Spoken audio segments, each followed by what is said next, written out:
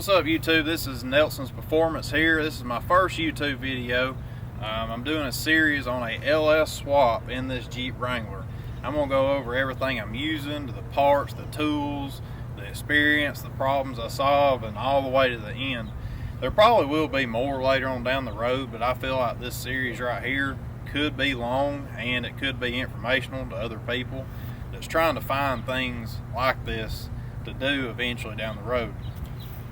So what I have is a 1997 Jeep Wrangler 4.0 3-speed automatic with a 231 transfer case.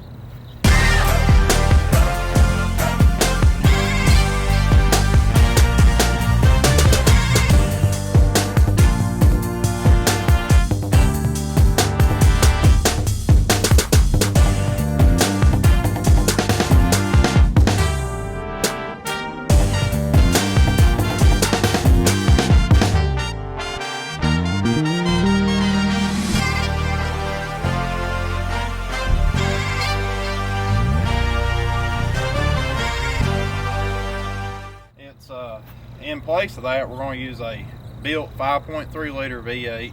I have a 02 Suburban.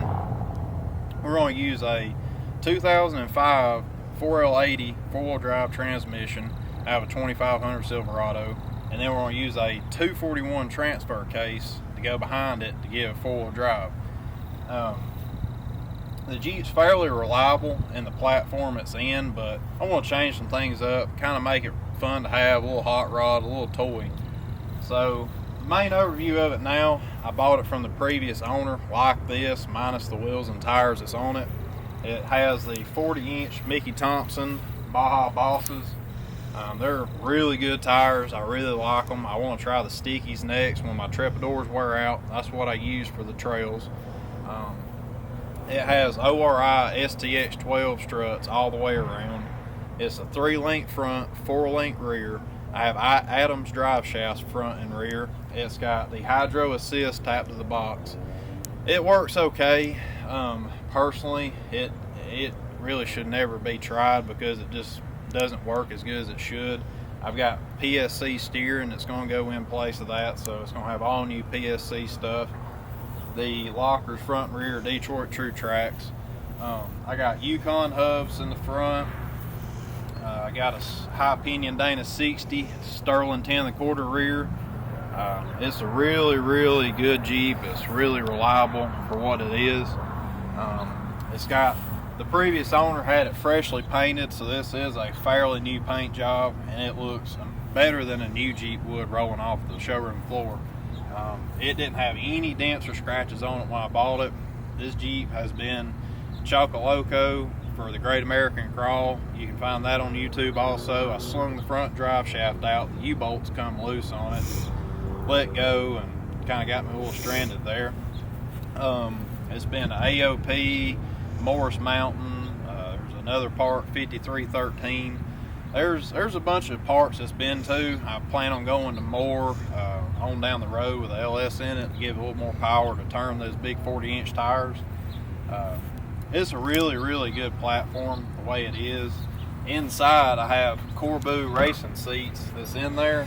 They're comfortable. I'm more of a wider guy, so they kind of hug you, keep you planted in there, but I want something that's all not really cloth like these are in the center that hold moisture.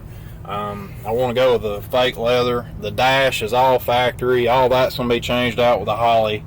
It's got factory shifter. It's got the Tuffy console, but I'm going to go in there and build a center console for the Sidewinder shifter and the JB Conversions four-wheel drive transfer case shifter. Both are good quality products. I was really impressed with it for the price. I don't think you can get anything else better. You can probably retrofit a factory transfer case four-wheel drive shifter, but I think the buggy style look would fit it better, and it's going to work. You come around here, the rear of the Jeep, I have a RCI 15-gallon fuel cell in place.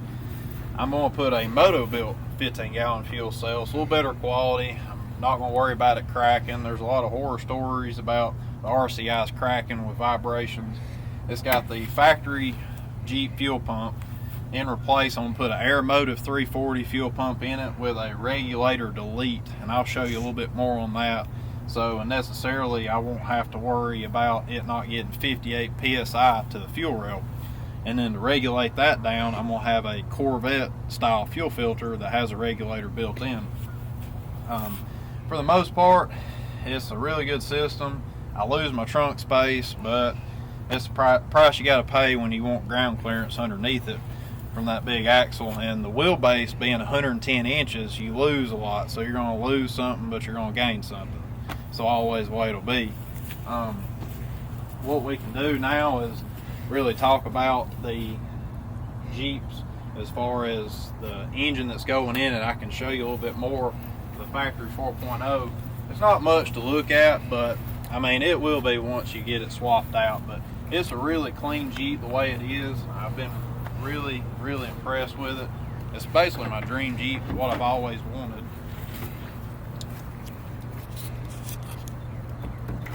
So, like I said, it's a factory 4.0 liter.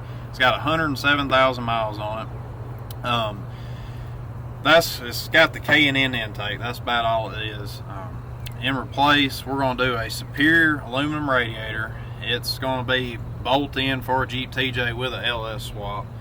It's pretty good quality for what it is. There's a few things I can really pick at that I don't like that I would change on it.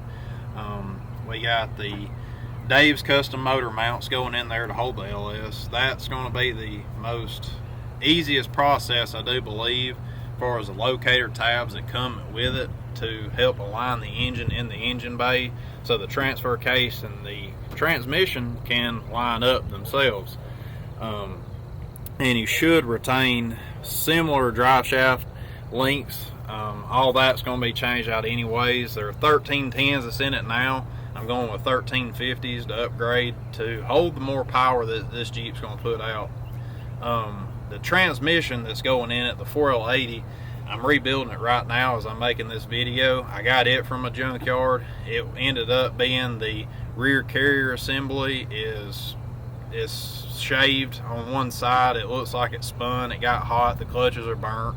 So that's going to be rebuilt as I'm doing it. And I'm doing it myself also. But it should be fairly straightforward. I mean, it's a LS going to LS transmission and then to a LS transfer case.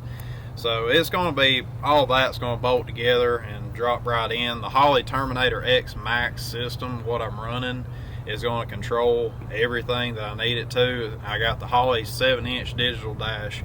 All that's going to be plug and play. I have the GPS speedometer, so I don't have to worry about running a speedometer cable to the transfer case. And that's pretty much how it's going to be. And I'm going to go a little bit over the engine I got right now that's built so you can see what I've done to it and what it looks like. So we're going to go a little bit over the engine today. As you can see, why my engine's on the crane is because I have the transmission that I'm rebuilding on the engine stand for the fixture that I have. We're going to go over the engine a little bit. It's a 5.3 liter V8. It's the Iron Block 5.3. I got it out of a 02 Suburban. I heard it run, I seen it run, and it smoked a little bit when I got it, but I wasn't concerned because I knew I was going to strip it down, have the machine shop go through it, replace everything in it. And while they was in there, they ARP studded the whole block, every bolt in that's ARP. They polished and ported the 862 heads and also spec'd the intake and exhaust valve to a LS1. We've got a Texas Speed 220 grind cam with a 110 lobe separation. I called Texas Speed up.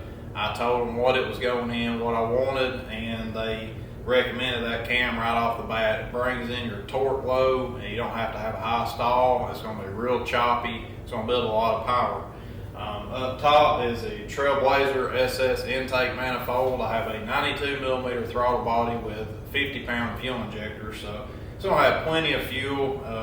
All that will be tuned down. I wanted to buy biggers, that way I wouldn't be starving the system with the cam and everything that's going in it. It's I have Excel ceramic spark plug wires. It's going to go in place. I'm going to use the factory coil packs, just kind of save a little bit of money in it. If one's bad, I'll just go ahead and replace them all, but I was going to take the chance on it.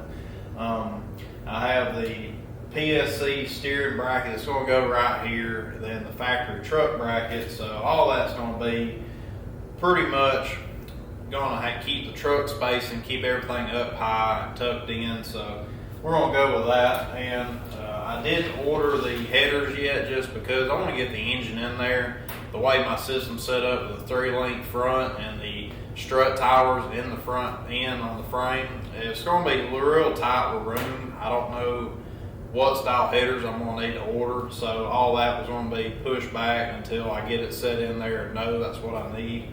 Right here I have the 241 transfer case. It was a 95 Silverado 1500. The only thing that you need to bolt a 241 transfer case that was behind the 4L60 to a 4L80 is the input shaft.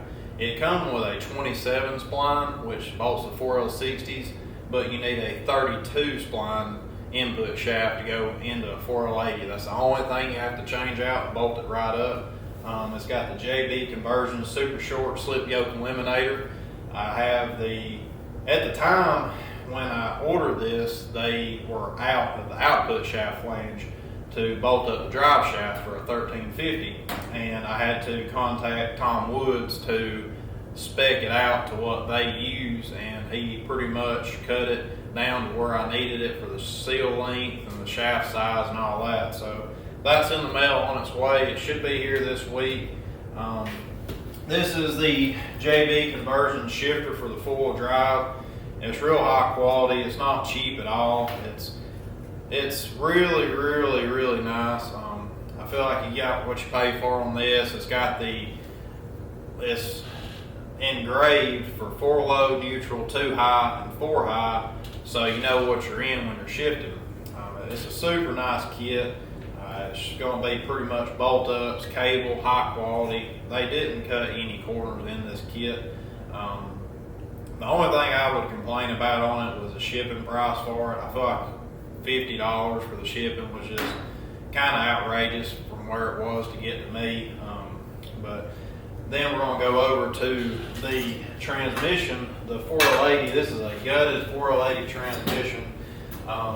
Right here, as you can see, I'm going to bring this in. This is what is messed up on it, is the teeth. They're ground off to one side on the rear carrier assembly. So I've got that on eBay, a new one coming in. I think it was a pull out of another 4L80 that's going to be used, but it would be in a lot better condition as this one. So all that's going to be replaced. The clutches were burnt in it. The transmission definitely got hot. So all that's going to be changed out. This basically going to be a new transmission. I'm going to use a factory torque converter. It comes with a factory HD high stall when I run the numbers. So it's spec 22 to 2400 RPM stall. So that's what the cam recommended. So we're going to try that out. If it does need to be changed, then I'll change it out. But we're going to give that a go and see what happens. But so far, this is an overview of the video, everything I got, and we'll stay tuned so you can see more.